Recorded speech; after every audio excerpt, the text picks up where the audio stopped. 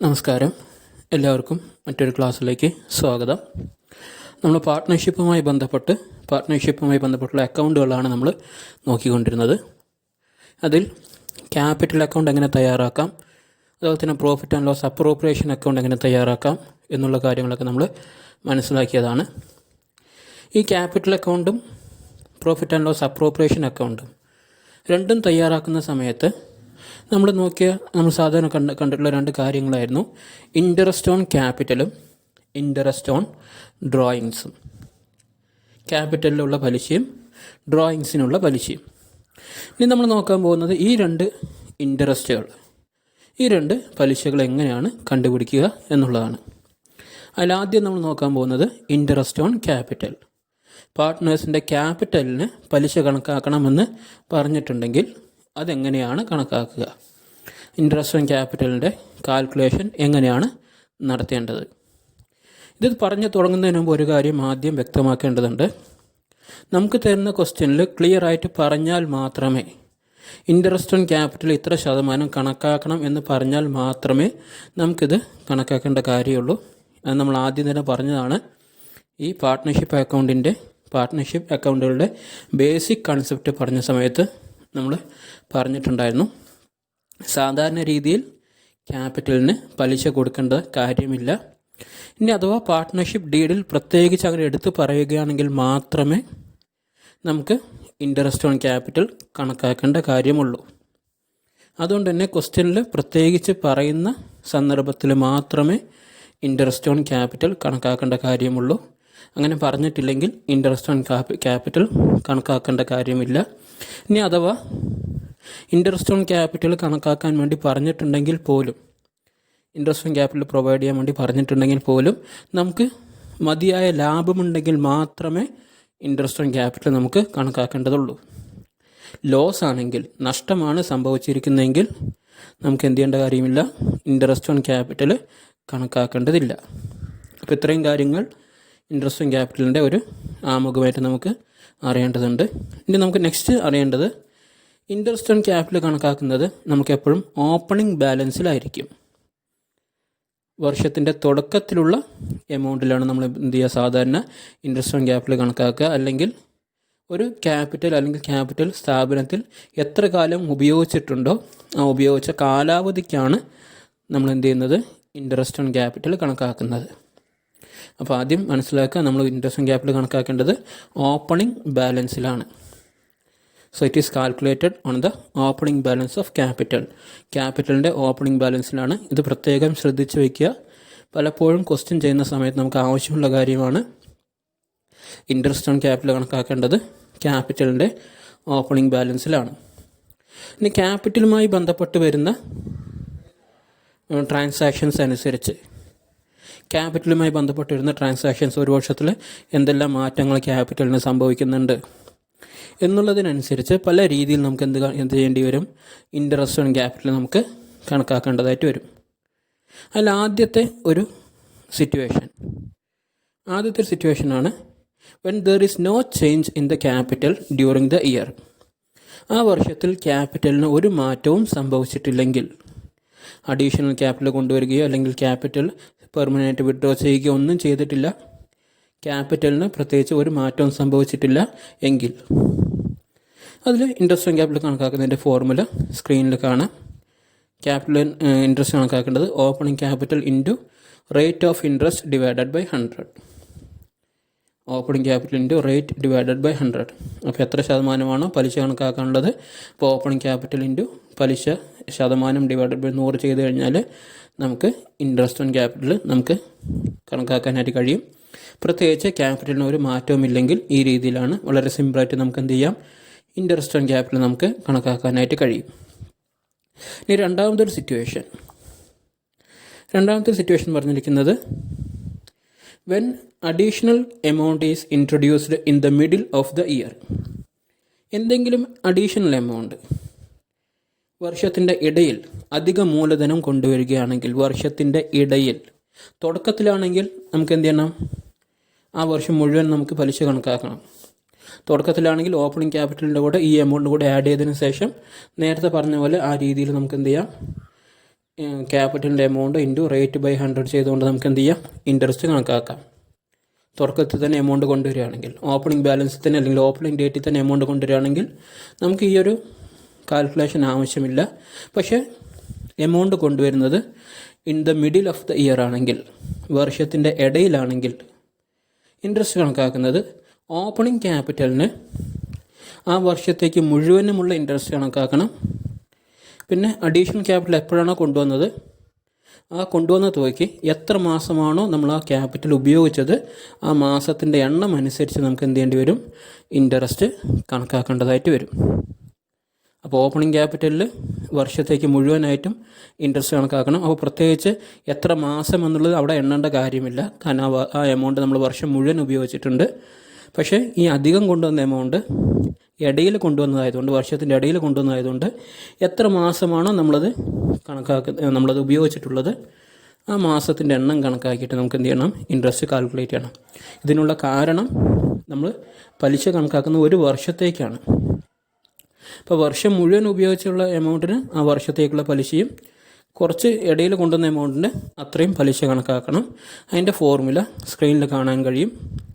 ആദ്യം ഓപ്പണിംഗ് ക്യാപിറ്റലിന് വർഷം മുഴുവനുള്ള പലിശ കണക്കാക്കാനുള്ളത് opening capital into rate of interest divided by 100 plus additional ക്യാപിറ്റലിൻ്റെ ഇൻട്രസ്റ്റ് കണക്കാക്കാൻ additional capital into rate divided by 100, ഇവിടെ മാത്രം നിർത്തിയാൽ പോരാ, into number of months divided by 12, എത്ര മാസമാണോ ഉപയോഗിച്ചിരിക്കുന്നത് അതേ ഡിവൈഡഡ് ബൈ 12 എന്ന് വെച്ചാൽ എന്താണ്, ഒരു വർഷത്തുള്ള മാസങ്ങളുടെ എണ്ണം.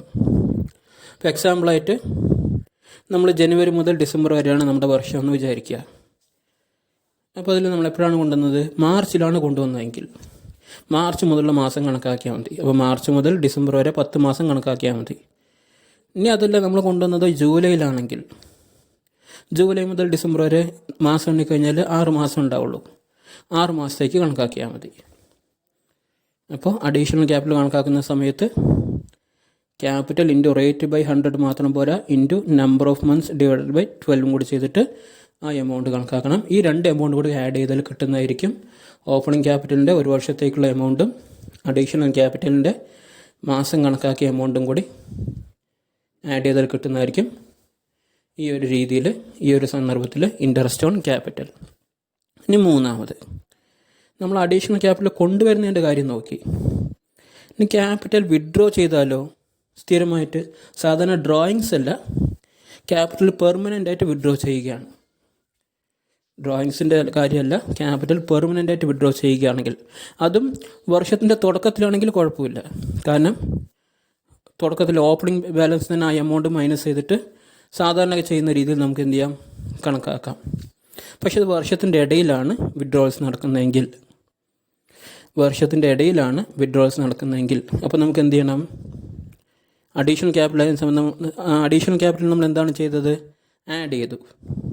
അപ്പോൾ വിഡ്രോവൽസ് ആണെങ്കിലോ അഡീഷൻ ചെയ്തതിൻ്റെ നേരെ ഓപ്പോസിറ്റ് ആയിരിക്കും. അഡീഷണൽ ക്യാപിറ്റൽ നമ്മൾ ആഡ് ചെയ്യുകയാണെങ്കിൽ, വിഡ്രോവൽസ് ആണെങ്കിൽ നമ്മൾ എന്ത് ചെയ്യണം, ലെസ് ചെയ്യണം. എത്ര മാസം എപ്പോഴാണോ പിൻവലിച്ചത് അന്ന് മുതൽ വർഷാവസാനം വരെയുള്ള മാസങ്ങളുടെ എണ്ണം കണക്കാക്കി ആ വിഡ്രോയിങ്സിൻ്റെ എമൗണ്ടിൻ്റെ പലിശ കണക്കാക്കി ആ എമൗണ്ട് എന്ത് ചെയ്യണം, നമ്മൾ മൈനസ് ചെയ്യണം. അതിൻ്റെ ഫോർമുല സ്ക്രീനിൽ കാണാം. ഇപ്പോൾ നേരത്തെ രണ്ട് ഫോർമുല നമുക്ക് ഒരുമിച്ച് കാണാൻ കഴിയും സ്ക്രീനിൽ. അഡീഷണൽ ക്യാപിറ്റൽ ആയിരുന്ന സമയത്ത് അതിൻ്റെ ഫോർമുല നമുക്ക് ജസ്റ്റ് ഒന്ന് മുകളിൽ നോക്കിക്കഴിഞ്ഞാൽ കാണാം. അതിൻ്റെ ഫോർമുല ആയിരുന്നു opening capital into rate by 100 plus additional capital into rate by 100 into month divided by 12. അവിടെ പ്ലസ് ആയിരുന്നു. അഡീഷണൽ ക്യാപിറ്റലിന് പ്ലസ് ആണെങ്കിൽ ഇവിടെ എന്തായി, അത് മൈനസ് ആയി. Opening capital into rate by 100 minus capital withdrawn. അവിടെ അഡീഷണൽ ക്യാപിറ്റലിന് വരെ ഇവിടെ എന്തായി, ക്യാപിറ്റൽ വിഡ്രോൺ, പിൻവലിച്ച തുക into rate by 100 into number of months divided by 12. അപ്പോൾ അഡീഷണൽ ക്യാപിറ്റൽ ചെയ്യുന്ന പോലെ തന്നെയാണ് വിഡ്രോയിങ്സിനും. അഡീഷണൽ ക്യാപിറ്റലിന് പ്ലസ് ആണെങ്കിൽ വിഡ്രോയിങ്സിന് മൈനസ് ആണ്.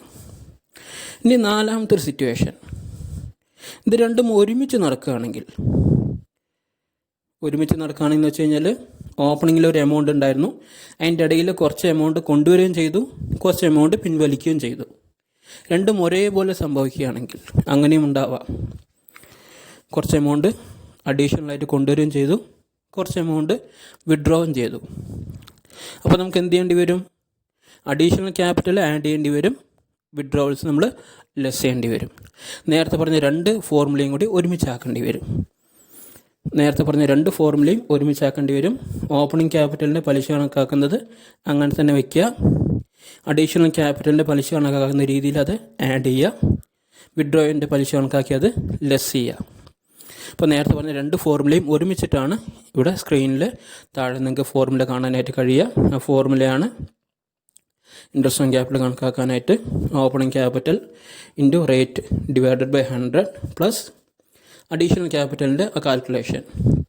Additional capital into rate by 100 into number of month divide by 12, പിന്നെ minus capital withdrawn into rate by 100 into number of months divided by 12. അപ്പോൾ additional capital നമ്മൾ add ചെയ്തു, withdrawals നമ്മൾ ലെസ് ചെയ്തു. ഇനി ഈ സന്ദർഭങ്ങളിലെല്ലാം നമുക്ക് എന്ത് തന്നിട്ടുണ്ട്? ഓപ്പണിംഗ് ക്യാപിറ്റൽ തന്നിട്ടുണ്ട്. ഇനി അഥവാ നമുക്ക് ഓപ്പണിംഗ് ക്യാപിറ്റൽ തന്നിട്ടില്ലെങ്കിലോ, നമുക്ക് തന്നിരിക്കുന്ന ക്ലോസിംഗ് ക്യാപിറ്റൽ ആണെങ്കിലോ, ക്യാപിറ്റൽ അറ്റ് ദ എൻഡ് ആണെങ്കിലോ, നമുക്ക് ഓപ്പണിംഗ് ക്യാപിറ്റൽ കണ്ടുപിടിക്കണം. ക്ലോസിംഗ് ക്യാപിറ്റലാണ് തന്നിരിക്കുന്നത്, ക്ലോസിംഗ് ബാലൻസ് ആണ് തന്നിരിക്കുന്നത്. നമുക്ക് എന്ത് വേണം? ഓപ്പണിംഗ് ബാലൻസ് കണ്ടുപിടിക്കണം. ഓപ്പണിംഗ് ബാലൻസ് കണ്ടുപിടിക്കാനുള്ളൊരു വഴിയാണ് എന്ത് ചെയ്യുക? നമ്മൾ സാധാരണ ക്യാപിറ്റലിനോട് ആഡ് ചെയ്യുന്ന കാര്യങ്ങളൊക്കെ ലെസ് ചെയ്യുന്നൊക്കെ ആഡ് ചെയ്യുക. ക്യാപിറ്റലിനോട് ആഡ് ചെയ്യുന്നൊക്കെ ലെസ് ചെയ്യുന്നൊക്കെ ആഡ് ചെയ്ത് കഴിഞ്ഞാൽ ക്ലോസിംഗ് ബാലൻസ് നമുക്ക് എന്ത് ചെയ്യാം? ഓപ്പണിംഗ് ബാലൻസിലേക്ക് എത്താം. ഓപ്പണിംഗ് ബാലൻസിലൂടെ ആഡ് ചെയ്ത് ലെസ് ചെയ്യുന്നതിന് പകരം ക്ലോസിംഗ് ബാലൻസിൻ്റെ നിന്നും ലെസ് ചെയ്തിട്ട് അത് ആഡ് ചെയ്യുക. ഇവിടെ ചെയ്യുന്ന സമയത്ത് ഇപ്പോൾ നമുക്ക് അങ്ങനെ ഒരു കാൽക്കുലേഷൻ വരികയാണെങ്കിൽ, ക്ലോസിംഗ് ബാലൻസാണ് തന്നിരിക്കുന്നതെങ്കിൽ അതിൻ്റെ അതിന് നമുക്ക് എന്ത് ചെയ്യേണ്ടി വരും? ഓപ്പണിംഗ് ബാലൻസ് കണ്ടുപിടിക്കേണ്ടതായിട്ട് വരും. അങ്ങനെ കണ്ടുപിടിക്കാനുള്ള ഒരു വഴിയാണ് ക്യാപിറ്റൽ അറ്റ് ദ എൻഡ് എടുക്കുക. അതിനോട് ആഡ് ചെയ്യേണ്ടത് ഡ്രോയിങ്സ്, ഷെയർ ഓഫ് ലോസ്. സാധാരണ ഇത് ക്യാപിറ്റലിൽ നിന്ന് ലെസ് ചെയ്യുന്നതാണ്. ഓപ്പണിംഗ് ക്യാപിറ്റലാണെങ്കിൽ ഇത് ലെസ് ചെയ്യും, പക്ഷേ ക്ലോസിംഗ് ക്യാപിറ്റലിൽ നിന്ന് ആയതുകൊണ്ട് ഇത് എന്ത് ചെയ്യണം? നമ്മൾ ആഡ് ചെയ്യണം. പിന്നെ ഒന്നും ലെസ് ചെയ്യേണ്ട കാര്യങ്ങൾ അഡീഷണൽ ക്യാപിറ്റലും ഷെയർ ഓഫ് പ്രോഫിറ്റും. ഇത് ലെസ് ചെയ്ത് കഴിഞ്ഞാൽ കിട്ടുന്നതാണ് ക്യാപിറ്റൽ അറ്റ് ദ ബിഗിനിങ്. നിങ്ങൾ ഇങ്ങനെ ഒരു കാൽക്കുലേഷൻ നിങ്ങളുടെ ഫസ്റ്റ് ഇയറിൽ നമ്മുടെ ഇൻകംപ്ലീറ്റ് റെക്കോർഡ്സിൽ ചെയ്തിട്ടുണ്ടാവും, പ്രോഫിറ്റ് കണ്ടുപിടിക്കാൻ വേണ്ടിയിട്ട്. ഇവിടെ പ്രോഫിറ്റിന് പകരം നമ്മൾ എന്ത് ചെയ്തു? ഓപ്പണിംഗ് ക്യാപിറ്റലാണ് നമ്മൾ കണ്ടുപിടിക്കുന്നത്. അതേ തരത്തിലുള്ള കാൽക്കുലേഷൻ തന്നെയാണ്, പക്ഷേ അതിൽ പ്രോഫിറ്റിന് വരെ നമ്മൾ കണ്ടുപിടിക്കുന്നത് ഓപ്പണിംഗ് ക്യാപിറ്റലാണെന്ന് മാത്രമേ ഉള്ളൂ. ഇതാണ് ഇൻട്രസ്റ്റ് ഓൺ ക്യാപിറ്റലുമായി ബന്ധപ്പെട്ടുള്ള കാര്യങ്ങൾ. ഇങ്ങനെ നമ്മൾ ഓപ്പണിംഗ് ക്യാപിറ്റൽ കണ്ടുപിടിച്ച് കഴിഞ്ഞാൽ നേരത്തെ പറഞ്ഞ രീതികൾ ഉപയോഗിച്ചുകൊണ്ട് നമുക്ക് എന്ത് ചെയ്യാം? ഇൻട്രസ്റ്റും കൂടി കാൽക്കുലേറ്റ് ചെയ്യാം. അപ്പോൾ ഇത്രയാണ് ഇൻട്രസ്റ്റ് ഓൺ ക്യാപിറ്റലുമായിട്ട് നമുക്ക് ബന്ധപ്പെട്ട് നമുക്ക് മനസ്സിലാക്കാനുള്ളത്. പിന്നെ ഒരു കാര്യം കൂടി മനസ്സിലാക്കുക, ഇൻട്രസ്റ്റ് ഓൺ ക്യാപിറ്റൽ എന്നുള്ളത് സ്ഥാപനത്തിനെ സംബന്ധിച്ചിടത്തോളം എക്സ്പെൻസ് ആണ്, പാർട്ട്നേഴ്സിനെ സംബന്ധിച്ചിടത്തോളം ഇൻകമാണ്. അതുകൊണ്ടാണ് പ്രോഫിറ്റ് ആൻഡ് ലോസ് അപ്രോപ്രിയേഷൻ അക്കൗണ്ടിൻ്റെ ഡെബിറ്റ് സൈഡിലും ക്യാപിറ്റൽ അക്കൗണ്ടിൻ്റെ ക്രെഡിറ്റ് സൈഡിലും വരുന്നത്.